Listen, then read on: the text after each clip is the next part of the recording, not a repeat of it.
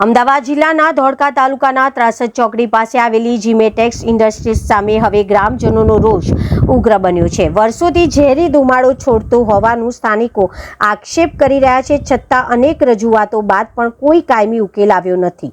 જ્યારે આ કંપની આ ધુમાડો રાત્રિના ટાઈમે જ છોડતી હોય તેવા આક્ષેપો કરવામાં આવ્યા છે। સ્થાનિકોના જણાવ્યા અનુસાર કંપનીની આસપાસ રહેણાંક વિસ્તાર, અનેક સોસાયટીઓ તેમજ ગૌશાળા આવેલી છે। કંપનીમાંથી નીકળતા ગાઢ ધુમાડાના કારણે માત્ર લોકોના સ્વાસ્થ્ય પર જ નહીં પરંતુ ગૌશાળામાં રહેલા પશુઓ અને સમગ્ર આસપાસના પર્યાવરણ પર પણ ગંભીર અસર પડી રહી હોવાના આક્ષેપ કરવામાં આવ્યા છે। ગ્રામજનોનું કહેવું છે કે આ મુદ્દે કંપનીના અધિકારીઓ અને સંબંધિત તંત્ર સમક્ષ વારંવાર રજૂઆતો કરવામાં આવી છે, પરંતુ આજ દિવસ સુધી કોઈ અસરકારક કાર્યવાહી કરવામાં આવી જ નથી, જેના કારણે લોકોમાં ભારે અસંતોષ ફેલાયો છે।